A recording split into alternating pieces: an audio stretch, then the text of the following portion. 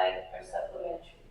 So if we look at each of those individually, the corresponding angles are equal. So that would be angle B and angle F would be equal. If we were talking about alternate interior angles, alternate interior are inside the parallel lines on opposite sides, so that would be D and E. Those angles would be equal if we're talking about parallel lines. Alternate exterior are on the outside of the parallel lines, alternate sides of the transversal, so those would be B and G, or A and H. Those would be considered alternate exterior, and they would be equal. And when we say same side, interior, we mean they are inside the parallel lines on the same side of the transversal. So example D and F, they do not equal each other. What they do is they add up to 180. So that's what supplementary means. Okay, so we'll skip back and we'll go to example 2. And example 2 says determine the measures of A, B, C, and D. So using the information I just talked about, we will try to figure out if we can find out what angle A is equal to.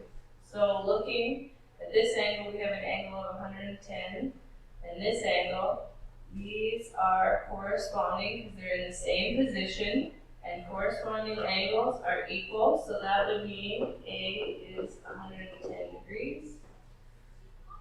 Now that we know this one is 110, we could use these as vertically opposite. Vertically opposite angles are also equal, so B would also be 110 because it's vertically opposite. If we change how we're looking at the picture and look as these are the parallel lines, we will notice these are same side interior. Inside parallel lines, and this would be our new transversal. So if this is 110, this one has to be supplementary, which means it has to equal 180. So C would equal to, if this one's 110, then C would be 70, because together they add up to 180. Now all we have left is D. So D and C are opposite interior angles, so they are on alternate sides of the transversal. They're inside parallel lines, so they are equal to each other. So if C is 70, then D is also 70 degrees. And I will skip forward to example 3. Example 3 is on page 77 of the textbook.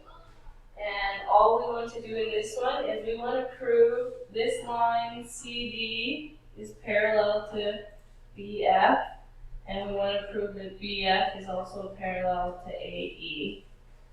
So if we look at the angles we're given, we have this angle and this angle are the 78 and the 78. They are same sides, same positions, so they are called corresponding.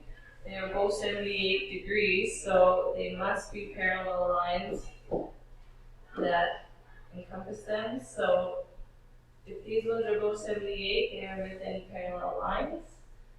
We can also look at the angle here and the angle here, the 35. This line would be our transversal, and these would be alternate on either side of the transversal within parallel lines, and they are equal, so that would mean these would have to be parallel lines. Same situation down here. If